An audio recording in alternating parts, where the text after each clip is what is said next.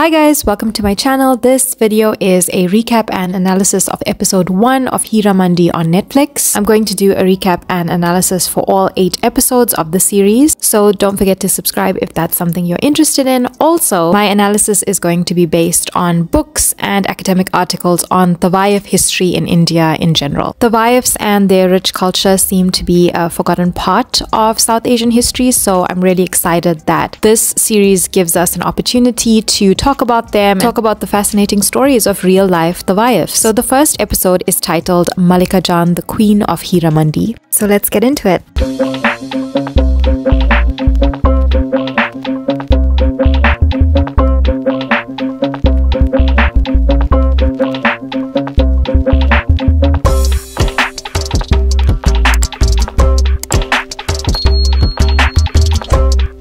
Hi everyone, welcome back to my channel. So Heeramandi dropped on Netflix in May and I wanted to do this recap and analysis in June, but I literally had the worst month of my life in June and I could not keep up. So you guys are getting this now. Better late than never. There's literally so much to discuss regarding Heeramandi. First and foremost, I want to say that I did love the series. I love Sanjay Leela Bhansali's work. I feel like he is what we would call the Indian Renaissance man and filmmaker. He gives us culture, art, costume, music, beauty, poetry, and everything in between in his work. And with this series, we also had some major pop culture moments for 2024. We had the entire online discourse regarding the actress that played Aurangzeb and her expressions or lack thereof in the show. We had the fandom of the Bibbojaan walk. Was it a Gajagamani walk? Was it a swan walk? Whatever it was glorious. And we of course had Taha Shah becoming the major Bollywood crush for the moment. We also had the songs of Heeramandi being released and they were such a significant part of the series. I recently saw that the legend herself, the Indian singer Usha Uthup, did a cover of one of the songs and it just made me love Sanjay Leela Bhansali more because he always appreciates artists and gives them their flowers while they are here. We had historians reacting to the series and whether the series was true to history.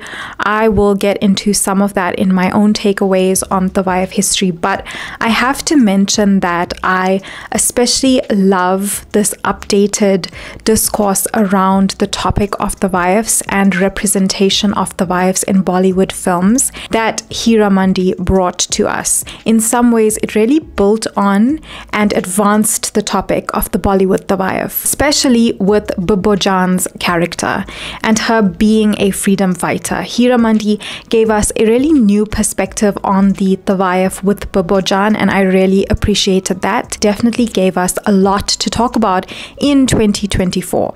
But I do have one particular gripe in the representation of Tawaifs in this series that I have to discuss with you guys later on in this video because it was so glaring that this aspect was not really taken into consideration, especially if you start reading a little bit more on Tawaif history, but more on that later. First timestamp in the series sets out that it begins in 1920, pre-independence India, Lahore, and the series really opens with 3 people entering a dark room where a woman is sleeping. They take a baby boy away and sell him for jewels, and when the mother of the child awakens, she frantically looks for this baby boy. The woman who took the baby then enters a vault that is filled with jewels in order to leave the payment that she received for this baby boy. And with this vault scene, we as the audience quickly realize that the Tawaifs depicted in the show are very wealthy. When I watched this scene, it really reminded me of this article called Afternoons in the Kothas of Lucknow.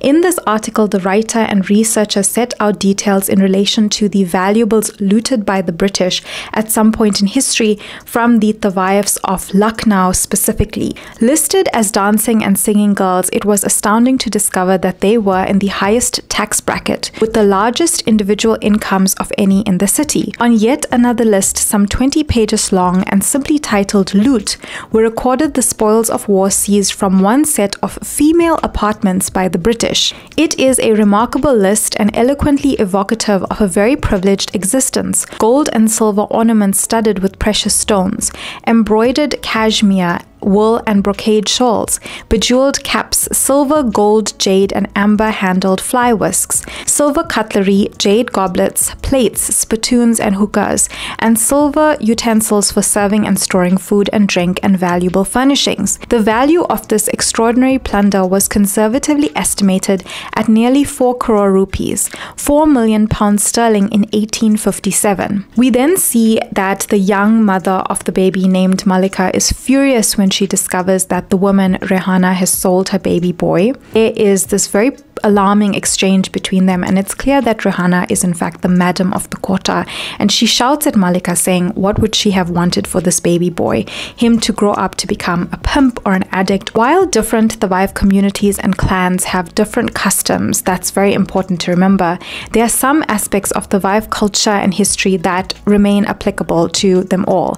In the book Tawaif Nama by Sabah Devan, the author sets out the reality regarding the preference of daughters over sons in the Tawaif community. In the Tawaif community, the birth of a daughter was an occasion for celebration and thanksgiving. Daughters inherited the music and dance, property, and other assets of their mothers as bearers of their family's musical tradition. They were vested too with the responsibility of earning for their household, of decision-making, and of running the affairs of the quarter and home. Sons, however, were seen as a burden to the home and a drain on the family's resources. 25 years later, we then see a grown-up Mallika Jaan, played by Manisha Koirala, in this spectacular room surrounded by her attendants. She is disturbed when a character named Ustad Ji and a British man named Mr. Gunter request an audience with her. Ustad Ji is seen waiting with the British man, and there is this gramophone between them. Ustad Ji calls Mallika ruthless to the British man, but when she is before them, he showers her with flattery. So the Indian actor Indresh Malik played the role of Ustad Ji so well that he deserves a special shout out, because he brought such depth to this character. You never really knew where he stood and who he truly supported until really the end of the series. His loyalties kept on changing. Was he just working in his self-interest? I love characters like this, and it was very reminiscent to me of a character like Varys in Game of Thrones. You never really know where they truly stand in the power struggles unfolding. The British man shows Mallika Jaan the gramophone and a record of a Tawaif named Saida Bai. The proposal is that they want to record Bibbojaan singing with the permission of Mallika Jaan. At this point, it's very clear now that Mallika Jaan is the madam or in charge of this quarter. Ustad Ji says that Bibbojaan's voice will be heard all over the country, in every household, if she becomes a gramophone recording artist. The scene then unfolds with a very powerful dialogue by Mallika Jaan telling them that the Tawaifs do not need to be heard or known in every household. Kings and Nawabs come to them. Access to them is exclusive. This was such an interesting interaction between them, because in reality, many Tawaifs actually did go on to become very famous gramophone artists as a way to earn a living if they were forced to or chose not to continue being Tawaifs. Some of the earliest recording artists in India were Tawaifs. One of the most famous is Gohar Jaan, who is known as the gramophone queen of India. Hers was widely recognized as one of the first few Indian voices to ever be recorded in 1902, and in the course of her career, she cut close to 600 records. We then cut to the very viral and iconic song Seya Hato Jao with Aditi Rao Hydari as Bibbojaan, and her introduction and the song is one of my favorite moments in the entire show. We meet Bibbojaan in the middle of her performance or mudra for her patron, and this moment resulted in Aditi Rao Hydari's very viral walk, and she discusses it more in this interview. What is it? Is it Gajagamini walk? Is it the swan walk? What walk is that? I don't know. I would say it was what Sanjay sir told me to do.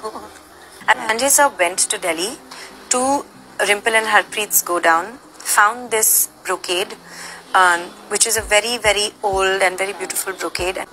And I remember when I put it on, and I'm telling you this because, you know, it's so important to, you know, have that kind of mentorship, and that's why I'm telling you this, is that he looked at me and he said, you've put on a little weight. And I said, yeah, you know, this is post-COVID overfeeding because I was so skinny, and just give me 10 days and I'll be back to, you know, how I usually am.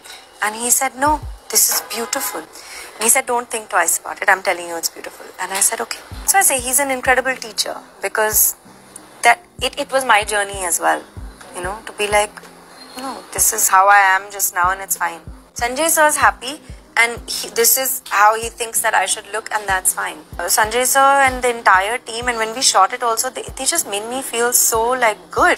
Kriti Mahesh was the choreographer. Sanjay sir would come and sit in on the rehearsals, and he's very about finding the magic on spot as well, right? So a lot of the nuances he created as we were going along, and this was 100% something that he said that he wanted that dupatta to fall on that particular beat, the head to go there. His thought and his creation. Manjari Bhansali has in interviews also talked about the inspiration of the walk being the walks of Meena Kumari in Pakiza and Madhubala in Mughal Azam. He also said that there is a play on words in this song because Bibbojaan is already telling her lover to let her go. In that way, already she wants her freedom. We know that secretly Bibbojaan is a freedom fighter, and she expresses the same sentiment in a very different way to her patron. Also, the outfit that she is wearing is very reminiscent of the popular colorized Mughal Azam outfit worn by Madhubala for one of the songs. I'm not sure if this was intentional, but I feel like it was. During the song, we cut to Mallika Jaan with her own patron, Nawab Zulfikar, and he's totally drunk. They are returning from a celebration where Nawab Zulfikar was actually given a title by the British in exchange for his loyalty, and they discuss how the British use divide and rule tactics in order to stay in power in India. Then get a close-up of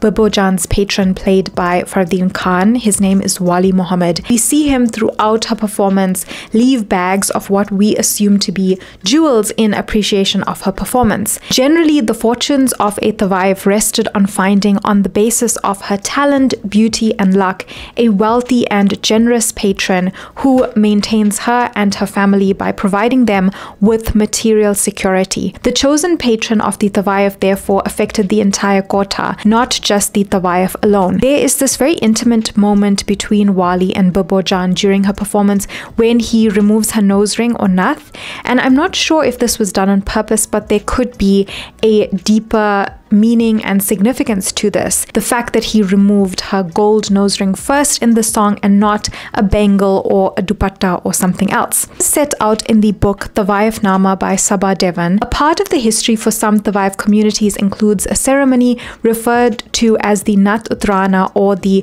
removing of the nose ring ceremony, that marked the sexual initiation of a virgin Tawaif into the profession. The lover patron would ceremoniously remove a large gold nose ring that the Tawaif wore during their first night together. Other Tawaif communities find the term distasteful. In Bihar, for instance, the Tawaif coming of age rite was rather referred to as a Sar Dakna ceremony. In most instances, the occasion marked the first public appearance of the Tawaif as a professional musician. The details really depend on the community that the Tawaif belongs to. By norm, a girl chosen by her family to become a Tawaif would be presented to a suitably eligible aristocratic patron once she reached puberty. The selected lover patron not only paid for all the expenses incurred at the ceremony, clothes and jewelry for the girl, and a feast for the Tawaif community, but also presented gifts and money to the courtesan's family. When I watched this, I was thinking, is this moment alluding to the fact that perhaps Wali was Bibbojaan's first lover patron? We can only speculate about it, but I did think that it was an interesting interaction between them included in the song, and there may have been some thoughtfulness behind this. Mallika Jaan then returns to the Shahi Mohalla. She asks how Bibbojaan's performance went. Bibbojaan is also Mallika Jaan's daughter. Wahida, the younger sister of Mallika Jaan, brings Bibbo's earnings for the night to her. Mallika accuses Wahida of stealing. They search Wahida but find nothing, and this scene is really humiliating to Wahida. We can tell that there's anger and resentment between Mallika and Wahida, the two sisters. To highlight Wahida's rage, we see that there's a storm brewing in the distance, and we then see Wahida screaming that she is not a thief, but in a shocking turn of events, we discover that Wahida did in fact steal some of the jewels from Bibboojaan's earnings and was really smart enough to hide it in a vase in the hallway. We then cut to a focus on the attendants of the Tawaifs, Saima, Satto and Fatto. Saima is the attendant of Aurangzeb, Mallika Jaan's youngest daughter, who is not yet a Tawaif. We discover that Aurangzeb is in fact a good writer and she wants to be a poet, but her mother Mallika Jaan expects her to be a Tawaif. Introduction of Aurangzeb is extremely special, and it is a tribute to the famous scene in Pakiza where Meena Kumari's Sahib Jaan aesthetically places her hair in a water fountain. Sanjay Leela Bhansali clearly loves the scene because he recreated it with Madhuri Dixit in Devdas as well. Aurangzeb would rather spend her time in the pages of a book. We see books fill the room of Aurangzeb. When Saima tries to pull the book away, she accidentally breaks a pearl necklace on Aurangzeb. In the next scene, Mallika Jaan is clearly a tough and harsh mother. When she realizes that Aurangzeb is trying to cover for Saima regarding the broken pearl necklace, she tells her daughter that she needs to find the last pearl at the bottom of the pool or she will sell Saima. She pours the 100 pearls on Aurangzeb's head. It's also kind of a challenge in which she expects Aurangzeb to fail, and in the dead of night we see Aurangzeb submerge herself in her pool searching for the last pearl. We then cut to a scene and a set that looks really inspired by the set of Pakiza in the song In Hi Logone. Specifically, dancing Tawaifs never on the ground floor are seen performing for patrons, and it's a very layered and visually interesting scene for the audience. There are a variety of sounds in the background. Aurangzeb finds Mallika Jaan and returns the last pearl to her. Mallika Jaan looks both surprised and satisfied that Aurangzeb found this last pearl. She then reminds Aurangzeb that it's time for her to have her debut as a courtesan, and she uses the term Nat Utrai, a concept that I previously discussed. In most literature on Tawaif history, most conventionally attractive and talented girls were groomed from a very young age to be Tawaifs. The chosen girl usually underwent extensive training in music, dance, poetry, literature, and even languages. In this series, we don't see the extensive music and dance lessons that actual Tawaifs in training had to undergo. This was a major part of the Tawaif upbringing, with them spending hours daily dedicated to their craft of singing and dance. Tawaifs of the elite society were also usually students of poetry and language. The series did not touch on this aspect of Tawaif history, and it really should have, and that was the major oversight that I was talking about at the start. Then cut to the song symbolizing the start of Basant Panchami. In the next scene, we meet Lajo or Lajwanti, played by Richa Chadda. Bibbojaan and Lajo are trying to cheer Aurangzeb up. Bibbojaan then says something very interesting. She adds that we flutter our wings inside a golden cage while dream of flying free. And again, this alludes to Bibboojaan's want for freedom on many different levels. Also, the golden caged bird is a very popular symbol used in Indian cinema to depict the Tawaif. It was most popularly showcased in Pakiza with Meena Kumari. Lajo then talks about how she was 6 years old when her aunt sold her to this quota. I really thought this was a very interesting backstory to Lajo, because for a time in Tawaif history, the adoption by purchase of girls was not uncommon. As set out in the book Tawaif Nama by Sabha Devan, girls were seen as an asset to the world of Tawaifs. Wealthy Tawaifs were able to adopt girls for the prosperity of the quota. Adoption and adoption by purchase usually happened within the family or extended social circle. In 1827, a British observer named Arthur Steele wrote in a survey that girl children purchased by dancing girls and taught the usual accomplishments of the profession sometimes rise to become the head of the establishment. They cannot leave the purchaser without the consent of the latter, and the parties generally live harmoniously together. It should be noted that the Tawaifs were not the only ones in South Asian society who purchased children. During the early 19th century, Europeans living in India, Indian aristocratic households, and spiritual groups seeking successes engaged in this practice. We then meet Tajdar Baloch, and he is loved by his Dadi Qudsiya Begum, played by Farida Jalal, and fawned over by her friends. He is wealthy, educated, and handsome, and a Nawab. Tajdar has returned from England after 6 years where he studied law at Oxford.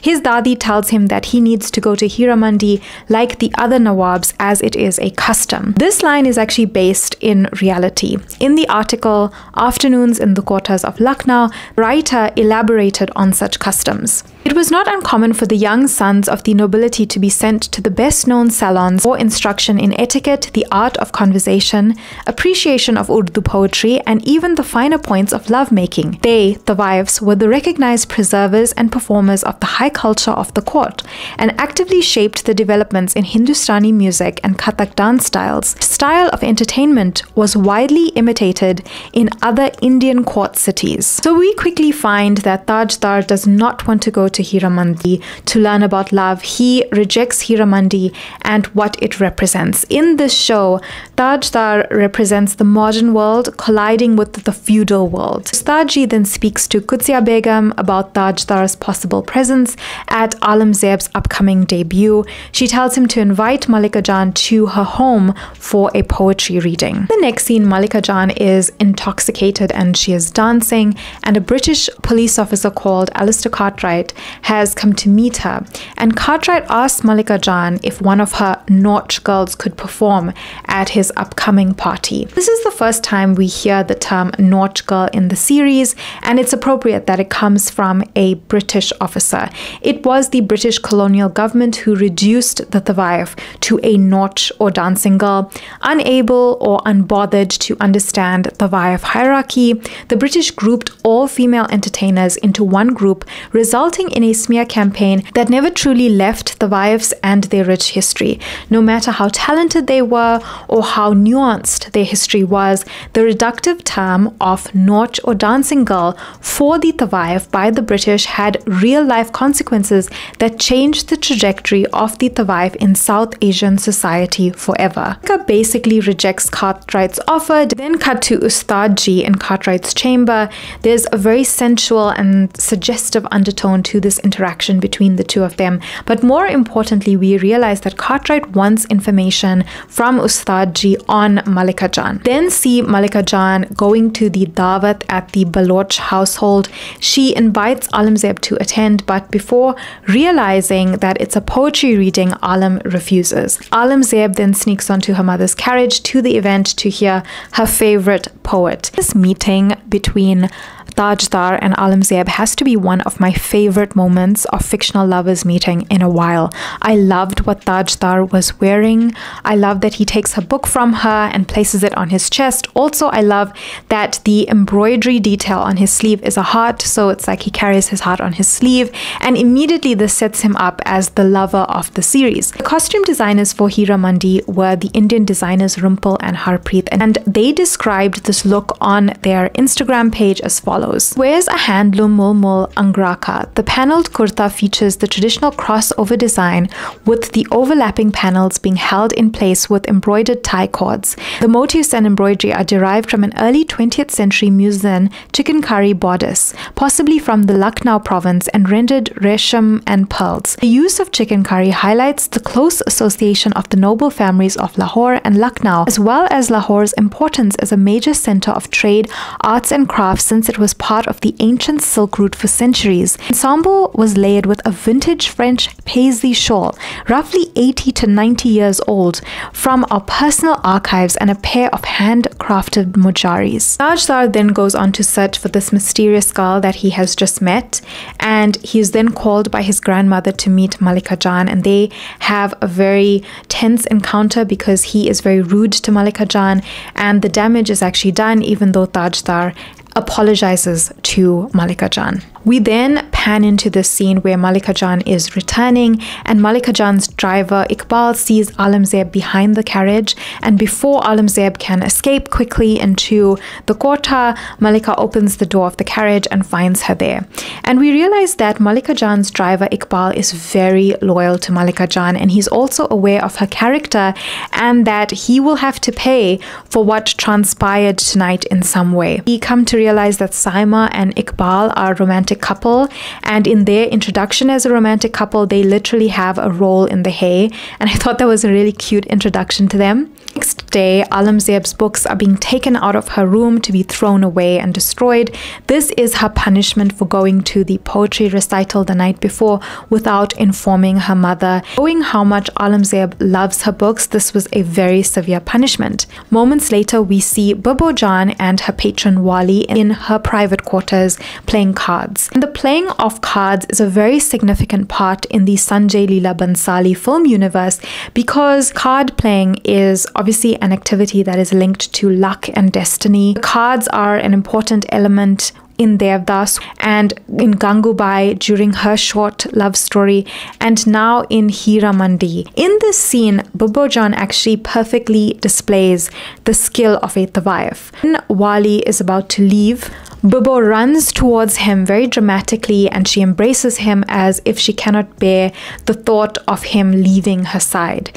It's very reminiscent of a chapter in the book Umrao Jaan Ada, published in 1905, that discusses the skill of the Tawaif. I am but a courtesan in whose profession love is a current coin. Whenever we want to ensnare anyone, we pretend to fall in love with him. No one knows how to love more than we do, to heave deep sighs, burst into tears at the slightest pretext, to go without food for days on end. All these are parts of our game of love.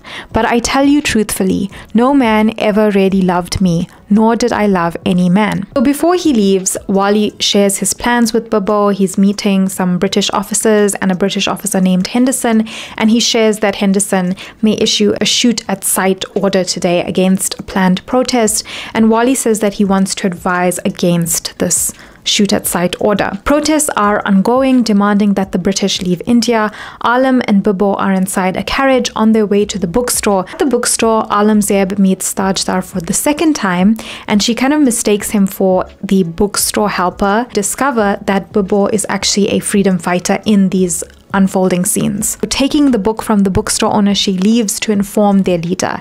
And when handing him the book, we realize that there was a gun in this book all along.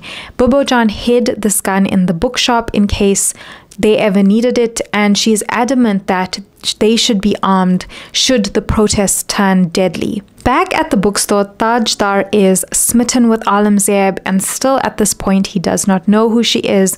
The protest does in fact turn brutal and violent, with Aurangzeb really caught in the middle of it, and Tajdar comes to her rescue and protects her. Tajdar also defends another protester who is being beat up by the police. When a policeman points a gun at Tajdar, he is confronted with death, and we then hear a gunshot go off and realize that Hamid Saab, the leader and freedom fighter associate of Bibbojaan, saves Tajdar's life by shooting this policeman.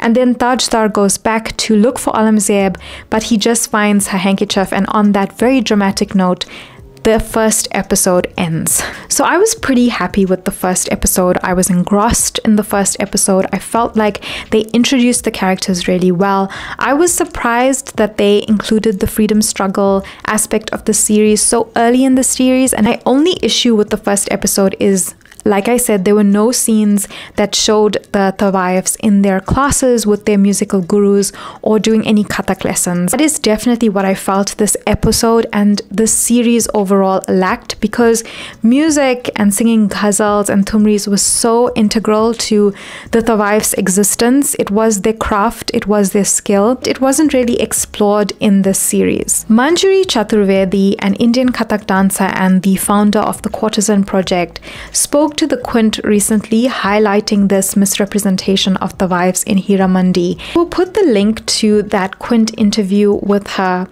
in the description box below. It is very interesting, and she provides even more detail on why this misrepresentation is so harmful to the Tawaif and their history. So if you have made it this far, thank you for watching. That is my recap and analysis for episode 1. I will be doing every episode of this series. If you enjoyed this video and this topic, you may enjoy these 2 other videos from my channel, and I will see you in the next video where I recap and analyze episode 2.